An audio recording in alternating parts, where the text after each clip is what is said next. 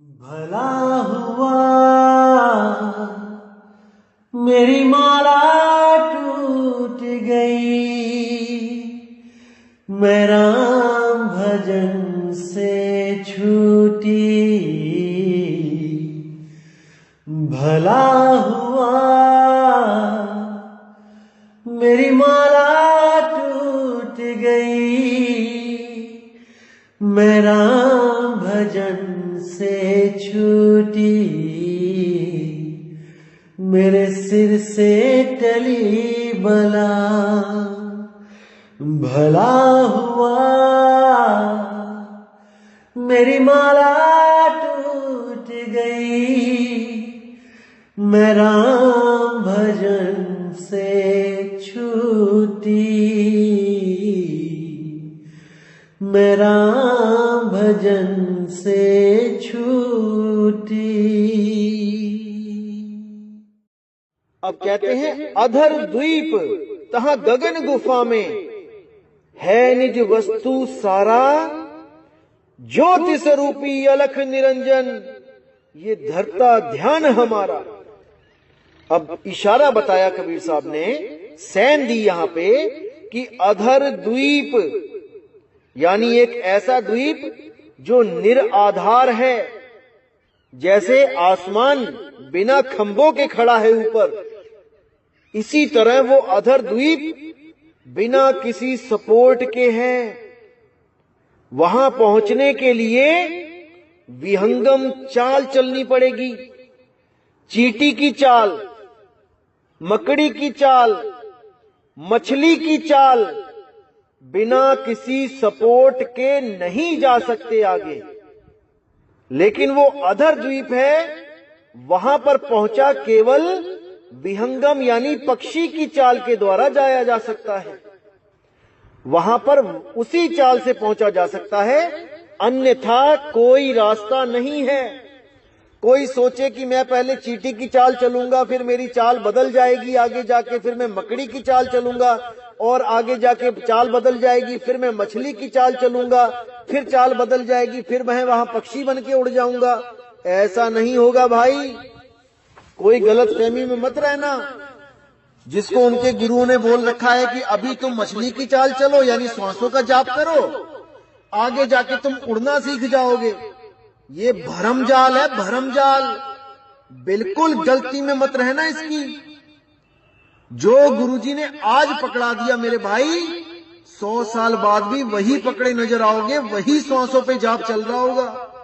ज्यादा से ज्यादा क्या होगा कि कुछ प्रकाश, अरबों खरबों करोड़ों सूरज का प्रकाश आ जाएगा, उसको देख देख के खुश होते रहोगे कि वाह मेरे गुरु ने मुझे कितनी अच्छी चीज दे दी है, कितना आनंद आ रहा है, प्रकाश ही प्रकाश देख रहा हूं। मेरे भाई ये प्रकाश तब तक ही है जब तक तुम घट में बैठे हो, क्योंकि ये तत्वों का प्रकाश है, और इसको जो देख रहा है उसको अपनी सुध नहीं है कि वो कौन है। जो दिख रहा है वो दृश्य है, और तुम दृश्य में इतना खो गए हो कि तुम्हें दृष्टा का होश नहीं रहा कि दृष्टा ही सत्य है। लेकिन दृष्टा सत्य होने के बावजूद अगर खुद को नहीं जान पाता, अपने निज रूप को नहीं जान पाता, तो वो जीव ही है, वो बंधन में ही है। भूल जाना कि कभी मुक्ति होगी, कभी नहीं हो सकती। तो कहते हैं अधर द्वीप तहाँ गगन गुफा में है निज वस्तु सारा, और ज्योत स्वरूपी अलख निरंजन ये धरता ध्यान हमारा। ये जो ज्योत स्वरूपी अलख निरंजन जो त्रिकुटी में बैठा है, ये बहुत शातिर है भाई, बहुत शातिर है। आप किसी भी गुरु के पास जाओगे, किसी भी गुरु से नाम लोगे, ये ज्योति निरंजन ये उसकी शक्ल धारण करके आपको त्रिकुटी में बैठा मिलेगा। आपका इंतजार कर रहा होगा ये कि कब ये जीव भक्ति करके त्रिकुटी में पहुंचे इंगला पिंगला सुषमना में, और कब मैं इसको गुरु का रूप धारण करके भ्रमित करूं। ये आपको ले जाकर तरह तरह के सूक्ष्म मंडलों में ले जाएगा, रूहानी मंडलों में ले जाएगा, सोने की सड़कें दिखाएगा, हीरे मोती पन्ने ये दीवारों में जड़े हुए खजाने दिखाएगा, दूध की नदियां दिखाएगा, खंड ब्रह्मांड, सूरज चांद सितारे सब कुछ दिखाएगा। लेकिन अंत समय में सब कुछ खत्म कर देगा और आपको आपका ज्ञान नहीं होने देगा कि आप कौन हो। जैसे मैंने बताया था कि शेर को गडरिया लेके घूमेगा, सब कुछ खिलाएगा पिलाएगा उसे, लेकिन उसको कभी आजाद नहीं होने देगा, अपने निज स्वरूप को प्राप्त नहीं होने देगा, क्योंकि शेर को केवल उसका निज स्वरूप कोई दूसरा शेर ही बता सकता है, उसको शब्द का भेद बता के। तो भाई इस ज्योति निरंजन से बचना बहुत मुश्किल है। एक बार भी अगर इंगला पिंगला सुषमणा में चले गए, चाहे 5 नाम जप के जाओ, चाहे 3 नाम जप के जाओ, चाहे श्वासों के जाप सोहंग करके जाओ, चाहे बिना कोई सोहंग किए श्वासों पे ध्यान लगा के जाओ, एक बार अगर इस खोपड़ी में चले गए, जो ऊपर खोपड़ी दिख रही है ब्रह्मांड, भाई निकलने का रास्ता नहीं देगा ये आपको, याद रखना इस बात को। वहां तक तो केवल और केवल विहंगम योग से ही जाया जा सकता है, इतना समझ लो आप। और विहंगम योग क्या होता है वो मैं आपको बहुत खोल के बताऊंगा आने वाली ऑडियोज में, क्योंकि कुछ लोगों ने अपने पंथ का नाम भी विहंगम योग रख रखा है भ्रमित करने के लिए, कि कबीर साहब कहते हैं कि शब्द विहंगम चाल हमारी, तो भाई नाम ही विहंगम योग रख लिया जाए। और चाल कौन सी दी जाएगी? 5 चरणों में, 5 स्टेजेस में, 5 स्टेशन आएंगे रास्ते में। समझो इस बात को। दिल्ली से चंडीगढ़ 2 लोग जाएं, एक जाए ट्रेन में, एक जाए प्लेन में, और दोनों को गुरु मिला है विहंगम योग का।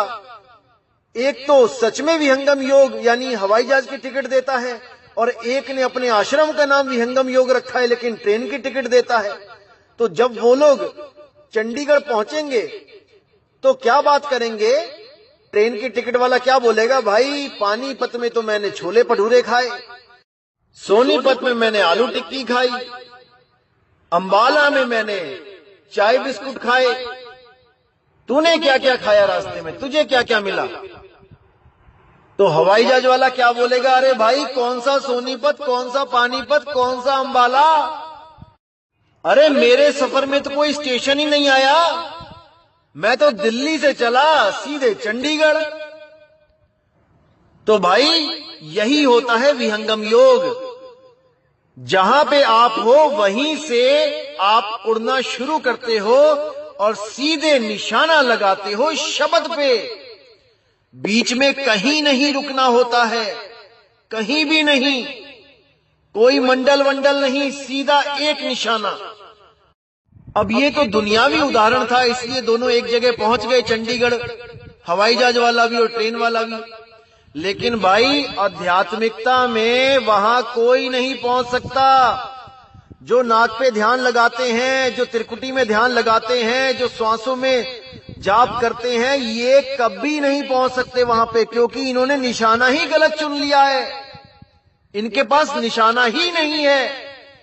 कोई भी पक्षी जब जमीन से उड़ता है तो ऊपर निशाना लगाता है कि कहां बैठना है मैंने जाके, चाहे वो किसी पेड़ की डाल पे बैठना हो, चाहे ऊपर आसमान में उड़ना हो, वो पहले ही अपना निशाना लगा लेता है कि मैंने जाना कहां है। तो इसी प्रकार जब मैं विहंगम योग का पूरा खुलासा करूंगा तब आप सबको बिल्कुल समझ में आएगा कि आखिर कबीर साहब की विहंगम चाल क्या है। जब तक आपने उस चाल को नहीं अपनाया, जब तक आप उस अवस्था को प्राप्त कर ही नहीं सकते, आप हमेशा जीव अवस्था में ही रह जाओगे।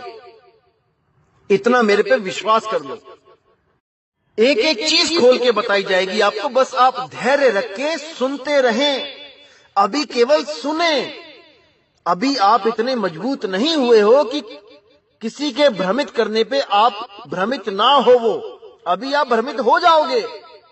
इसलिए अभी कुछ मत करो, बस सुनो, केवल मुझे सुनो, और अगर कोई मेरे खिलाफ बोलता है तो उसको भी सुनो, पूरा मन लगा के सुनो और देखो कि चालाकी कहां पे की जा रही है।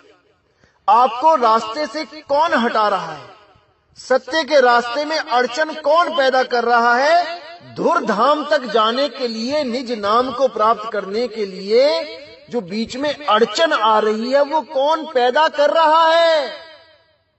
इसको समझो, कौन आपका हितैषी है और कौन आपको भरमाने वाला है, ये आपने फैसला करना है।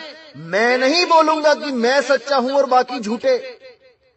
मैं तो मूल ज्ञान रखूंगा और उसके साथ मैच आपने कराना है, अपने अपने गुरु का ज्ञान या अपने अपने उस शुभ चिंतक का ज्ञान जो आपको ज्ञान देना चाह रहा है। अगर कोई भी आपको ज्ञान दे रहा है तो बहुत अच्छी बात है, आपको वो थोड़ा ऊपर ले जाने की कोशिश कर रहा है। जहां पे आप इस वक्त हो उससे ऊपर ही ले जाएगा वो, कोई बात नहीं। लेकिन आपने इसी जन्म में मुक्ति प्राप्त करनी है, ये थोड़े जन्म और लेने हैं, ये आप देखो। अगर तो वो धुर की टिकट देता है तब तो जी आयन सदके चले जाओ उसके साथ।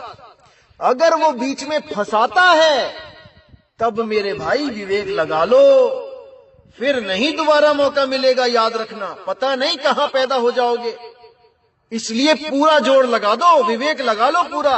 हिंदू मुस्लिम सिख ईसाई के चक्कर में मत पड़ना कि मैं हिंदू हूं, मैं केवल हिंदू भाषा के या हिंदू धर्म के सत्संग सुनूंगा, या मैं मुसलमान हूं मैं केवल मुस्लिम धर्म के सत्संग सुनूंगा, या मैं ईसाई हूं तो मैं केवल जीसस की बातें सुनूंगा, या मैं यहूदी हूं तो मैं केवल यहूदी संस्कारों की बातें सुनूंगा, या मैं सिख हूं तो केवल बाबा नानक की बातें, बाबा नानक की साखियां, दसों पातशाही की साखियां केवल वही सुनूंगा और किसी से मुझे कोई लेना देना नहीं। नहीं भाई, ट्रुथ इज यूनिवर्सल। सत्य सबके लिए समान है, वो तेरा मेरा नहीं है। लेकिन हम कबीर कबीर क्यों करते हैं? क्योंकि वो कबीर नाम से आए थे, वो सतसुकृत नाम से भी आए थे, वो करुणामय नाम से भी आए थे, जिंदा बाबा के नाम से आए थे, बूढ़ा बाबा के नाम से आए थे, राधापति के नाम से आए थे। लेकिन उनका जो कलयुग में सबसे मशहूर नाम जो 120 साल पूरे करके वो गए हैं वो कबीर था। इसलिए हम कबीर पंथी कहलाते हैं और कोई राज नहीं है इसके पीछे। हम सतसुकृत पंथी भी कहला सकते हैं, हम मुनिंद्र पंथी भी कहला सकते हैं, हम राधापति पंथी भी कहला सकते हैं, हम नानक पंथी भी कहला सकते हैं।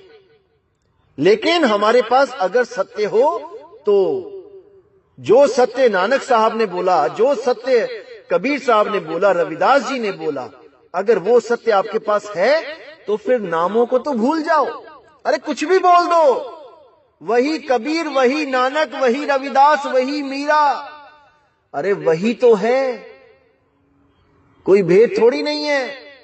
अगर पानी का गिलास आपके पास है तो इसको वाटर कह के पियो, जल कह के पियो, नीर कह के पियो, तोय कह के पियो, जौल कह के पियो, जैसे मर्जी पियो, पर पानी होना चाहिए पास।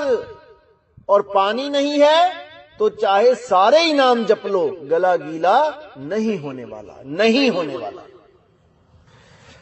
तो कहते हैं अधर द्वीप तहां गगन गुफा में है निज वस्तु सारा। जो सार वस्तु है, वस्तु की बात हो रही है यहां पे।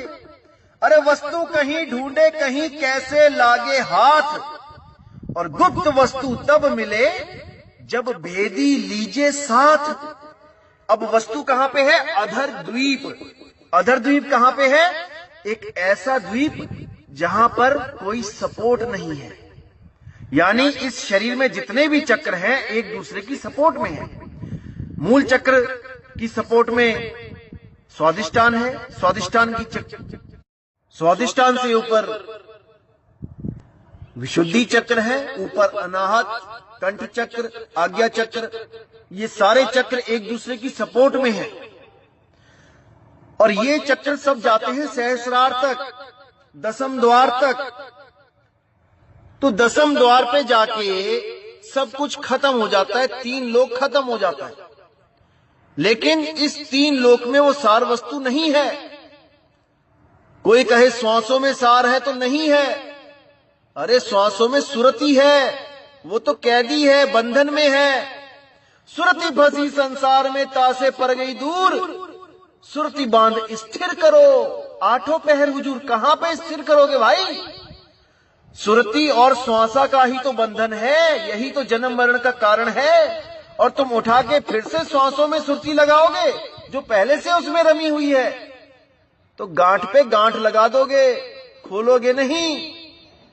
तो ऐसा गुरु चाहिए जो उस सुरति को श्वासों में ना लगा के सीधे सार वस्तु में लगाए, उस सार वस्तु का ध्यान करवाए जो अधर द्वीप में है। जब नामदान दिया जाता है तब वो अधर द्वीप लखाया जाता है कि वो कहां पे है, कैसे मिलेगा वो, जहां पे सार वस्तु पड़ी है।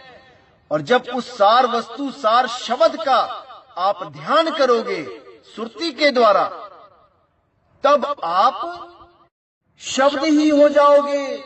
क्योंकि जहां आशा तहां वासा, जिस चीज का आप ध्यान करोगे उसी का रूप हो जाओगे। इसीलिए ये गुरुआ लोग क्या करते हैं, क्योंकि शब्द तो इनके पास है नहीं, ये क्या करते हैं, अपने अपने शिष्यों को कहते हैं गुरु का ध्यान कर, गुरु का ध्यान कर।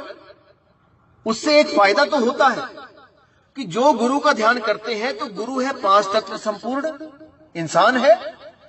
अब सुरति अगर इंसान का ध्यान करेगी, अपने गुरु का ध्यान करेगी, तो भाई 5 तत्व में आएगी, इंसान जन्म मिलेगा अगर भक्ति करेगी साथ में। और अगर केवल अपने पत्नी का, पुत्रों का, जो 5 तत्व के हैं उनका सिमरण करेगी, लेकिन उनके सिमरण में काम, क्रोध, लोभ, मोह, अहंकार, जो 5 विकार होते हैं वो आ जाते हैं। पुत्र को करेगी याद विकार, मोह के कारण, तो भाई वो सूरी बनेगी, सुअर बन जाएगी।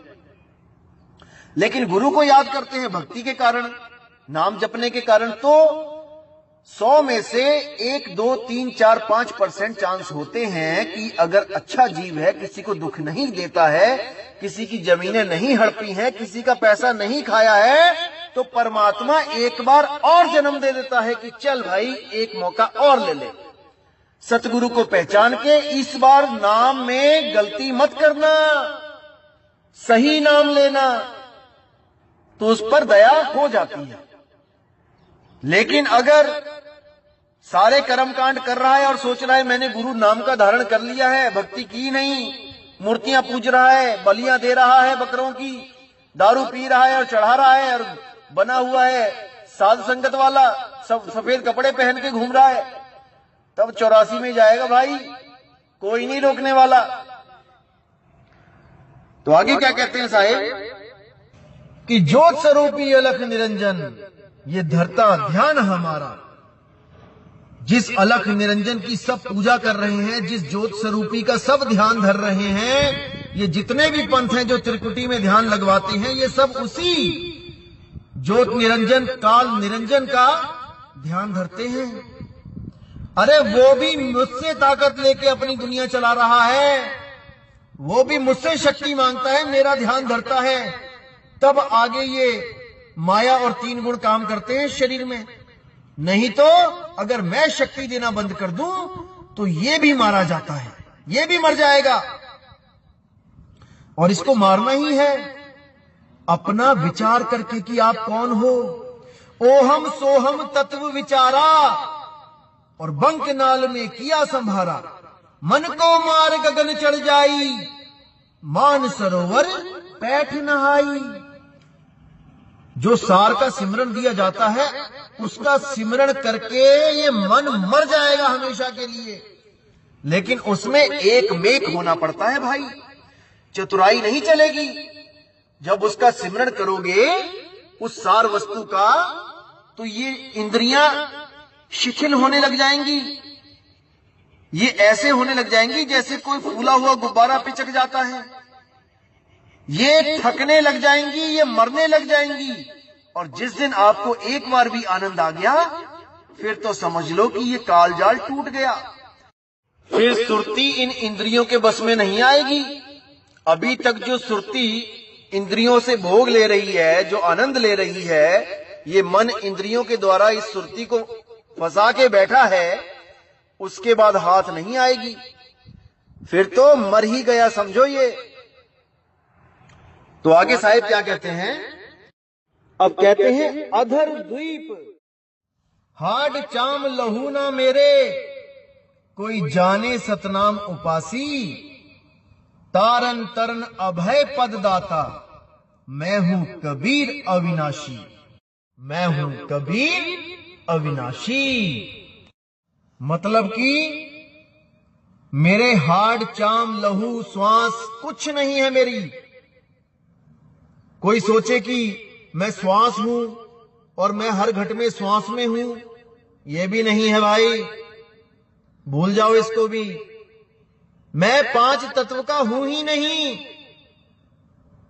तो मैं श्वासों में कैसे हूं, मैं मिट्टी में कैसे हूं, मैं अग्नि में कैसे हूं, मैं जल में कैसे हूं, मैं नहीं हूं। हाड चाम लहू ना मेरे, जाने सतनाम उपासी। जो सतनाम का सिमरण कर रहा है केवल वही जान सकता है कि मैं क्या हूं, क्योंकि मैं ही सतनाम हूं, मैं ही वो सतनाम करता पुरख हूं जो 5 तत्वों से न्यारा, अजर, अमर, अविनाशी है। और जो लोग सोच रहे हैं कि हम ओहम सोहम जप रहे हैं, श्वास छोड़ी ओम, श्वास लिया सोहम, या श्वास छोड़ी ओम, श्वास लिया सोहम सत्य कबीर, अरे भाई वो मुझे नहीं जान पाते, वो नहीं समझ सकते कि मैं क्या चीज हूं।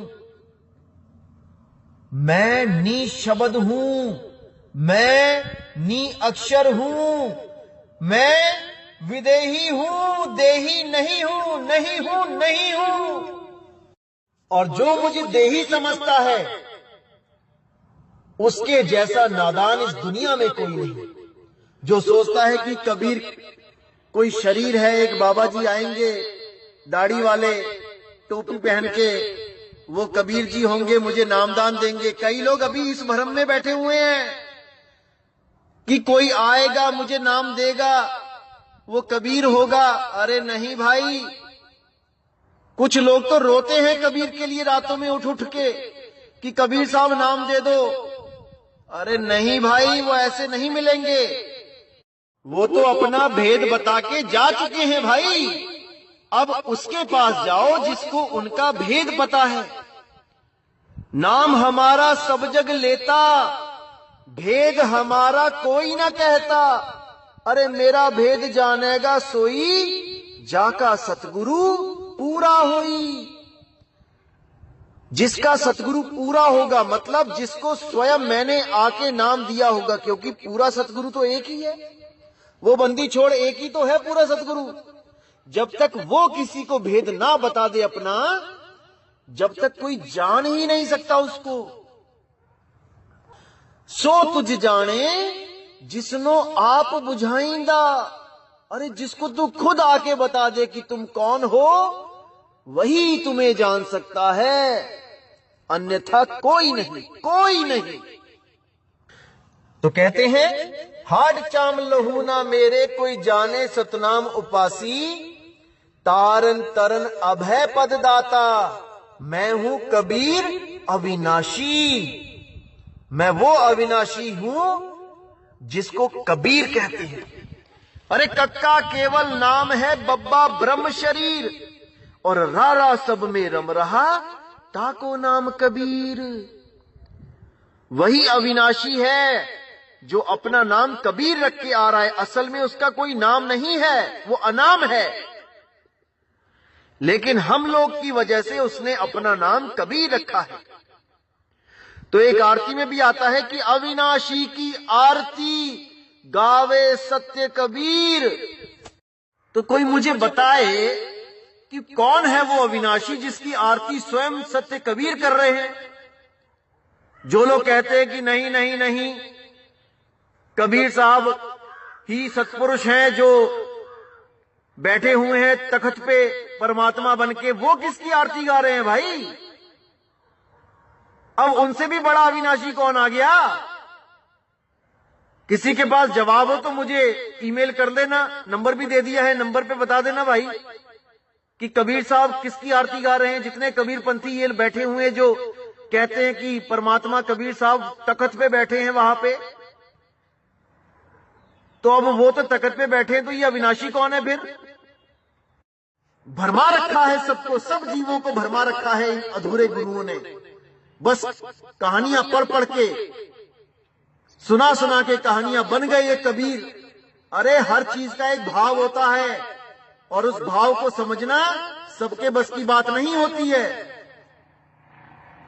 इसका भाव यह है कि अविनाशी की आरती गावे सत्य कबीर, कि कबीर भी उस अविनाशी आत्मा की आरती गा रहे हैं जो वो स्वयं हैं, जो उनका निज नाम है। क्योंकि पीछे वो बोल चुके हैं कि सत्य स्वरूपी नाम साहिब का सो निज नाम हमारा, कि मुझ में परमात्मा में और तुम में कोई फर्क नहीं है, लेकिन मैं मूल सुरती हूं जो सबको चेताने आती है, और तुम एक आम सुरती हो गए हो जिसको जीव कहा जाता है, जो श्वासों के साथ तुम्हारी गांठ बन गई है।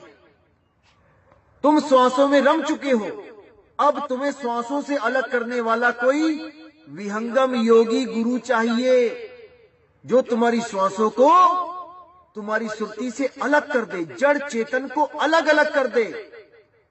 इसी को बोला है जड़ चेतन का करे निबेड़ा, और कहे कबीर सो हंस है मेरा। इस सुरती को जो इस जड़ श्वासों में लग गई है, इसको कोई अलग करने वाला मिल जाए तो इसकी बात बन जाए। लेकिन जितने भी मिल रहे हैं श्वासों में ही उलझा रहे हैं, श्वासों में ही ध्यान लगवा रहे हैं, दोबारा गांठ पे गांठ लगा रहे हैं, खुलवा नहीं रहे। इन्हीं लोगों को जीव पंथी बोला गया है। कबीर साहब के 12 जो पंथ काल चलाएगा उसमें एक जीव पंथी भी है। ये जितने भी सोहंग वाले हैं ये सब जीव पंथी हैं, जीव, क्योंकि जीव का नाम ही सोहंग है। और यहां पे सोहंग सोहंग करने नहीं आए हैं हम, जीव जीव नहीं करने आए हैं यहां पे। यहां तो जीव को आजाद करवाने आए हैं, पीव को ध्या के, निज नाम को ध्या के, उस सार नाम को, उस आत्मा देव को ध्यान करके हम जीव अवस्था से एकदम बदल जाएंगे। ये जड़ और चेतन का जब गांठ पड़ती है तब जीव कहलाते हैं, और लेकिन जब जड़ और चेतन खुल जाते हैं और निज नाम में जब सुरती समाती है तो वही जीव आत्म अवस्था को प्राप्त करके हमेशा के लिए मुक्त हो जाता है। इसको समझ लो अच्छी तरह। जो भी तुम्हें जीव बनाने की कोशिश करे, जीव तो तुम ऑलरेडी हो, लेकिन तुम्हें दोबारा जीव का नाम दिया जाए सोहंग जपने के लिए, बिल्कुल मत भरमना मेरे भाई। हजारों गुरु बैठे हैं सोहम नाम देने वाले, केवल कबीर पंथ में ही नहीं है ये। किसी भी गुरु के पास, शिष्यों के पास जाके सोहम का नाम तो लेके देखो, कैसे चेहरे खिल जाते हैं सबके। हाँ जी हाँ जी हाँ जी, सोहम ही तो है। बिल्कुल नहीं, निज नाम की बात करो, सोहम की नहीं, मंत्र नहीं। सोहम सत्य कबीर। कुछ तो ऐसे पंथ चल रहे हैं जो आपको नाम भी देंगे जपने के लिए कि मुंह से जपो सोहम सत्य कबीर बंदी छोड़, और एक दिन वो बंदी छोड़ आएगा और आपको नाम देगा कि बताओ। ऐसे भरमा रखा इन लोगों ने। और चाल क्या बताएंगे कि पहले बुधा चक्र पे ध्यान लगाओ, लाल रोशनी होगी, फिर ऊपर चढ़ो, फिर और ऊपर चढ़ो, करते करते करते आज्ञा चक्र पे पहुंच जाओ, ज्योत के दर्शन होंगे, घंटा सुनाई देगा। अरे ब्रह्मा जी को भी घंटा ही सुनाई दिया था, घंटे की आवाज सुनाई दी थी, तब काल ने भरवा दिया था उनको। कबीर साहब समझाते रहे कि ब्रह्मा ये निज नाम नहीं है, लेकिन काल ने क्या किया, घंटे की आवाज सुना दी। अनुराग सागर में पढ़ो, जिस घंटे की आवाज को आप लोग कान बंद करके सुनने की दिन रात कोशिश कर रहे हो, वो तो ब्रह्मा जी को वैसे ही सुना दी थी काल ने, और ब्रह्मा की बुद्धि फिर गई। साफ लिखा है वहां पे, मैं फोटो भी शेयर करूंगा अनुराग सागर की। जब ब्रह्मा की बुद्धि फिर गई, कबीर साहब की बात ही नहीं मान रहा है उस घंटे को सुन के, तो आप लोग जब सुनोगे तो क्या आपको ज्ञान हो जाएगा? आप ज्ञानी हो जाओगे क्या? इतनी भी बुद्धि नहीं लगा रहे हैं। और बड़े बड़े पंथों ने तो अनुराग सागर तक नहीं छापी है कि हमारे भेद ना खुल जाएं। बातें करेंगे कबीर की कि हम भी कबीर हैं, और उनका ग्रंथ भी नहीं छापते अनुराग सागर। और जिन लोगों ने छापा है उनका क्या हाल है वो भी आपको आने वाले ऑडियोज में बताऊंगा कि कितना जाना उन्होंने कबीर को। छाप तो दिया कबीर कबीर, खुद को कबीर घोषित करवा दिया कि जैसे संत कबीर परमात्मा का रूप है, हम भी परमात्मा के रूप हैं, लेकिन जान नहीं पाए कि कबीर साहब सिमरण किसका करते थे। तुम तो 5 नाम ही जप रहे हो भाई, उसी काल निरंजन ज्योत निरंजन के। कबीर साहब ने नहीं जपे थे। यह भी भेद मैं खोलूंगा आने वाली ऑडियोज में कि क्या हाल है इन लोगों का। तो साहिब कहते हैं कि जो मुझे जानता है वो ये बात कभी नहीं कहेगा कि मेरा कोई शरीर है, कि मैं कोई दाढ़ी वाला बाबा हूं, कि मैं कोई टोपी वाला बाबा हूं। कभी नहीं। मेरे बारे में केवल वही जान सकता है जो सतनाम का उपासी है, सतनाम का उपासी, क्योंकि मैं ही सतनाम हूं। और जो पंथ ओम सोहम को सतनाम बना के पेश कर रहे हैं वो कभी नहीं जान पाएंगे, क्योंकि उनके ही मुख से सुन लो, ओम काल का नाम, सोहम अक्षर पुरुष का नाम। कबीर साहब का तो नाम ही नहीं है सतनाम में, उनके अनुसार जो सतनाम बना दिया गया है। लेकिन यहां साहिब कह रहे हैं कि मुझे वही जान सकता है जो सतनाम का उपासी है। और जब तुम्हारे सतनाम में ओम सोहम में कबीर साहब का नाम ही नहीं है, जिसको तुम कहते हो कि तीसरी बार में जो नाम मिलेगा सोहम सत्य कबीर साथ में, तो जब तक वो मिला ही नहीं तो वो सारनाम नहीं बना। सारनाम नहीं बना तो यानी कबीर साहब का नाम नहीं मिला। सतनाम में तो कबीर साहब का नाम ही नहीं देते, तुम लोग मना करते हो, तो फिर कैसे जान लोगे कबीर को? जब नाम ही नहीं जपा कबीर साहब का तो कैसे जान लिया उसको? यही भेद है। समझ जाओ बीबी, संभल जाओ कि मुझे केवल वही जान सकता है जो सतनाम का उपासी है। जैसे बाबा नानक जी हमेशा बोलते रहे, एको सतनाम, वही सतनाम कर्ता पुरुष है, अकाल मूरत है, अजूनी, जो देह से न्यारा है, जो शरीरों में नहीं आता। शरीरों में जीव आता है, जीव सुरती आती है, परमात्मा नहीं आता शरीरों में। वो किराए के कमरों में धक्के नहीं खाता, अरे वो विदेही है, उसको जानना पड़ेगा। तो दोस्तों, यहीं पे मैं सत्संग को विराम देता हूं।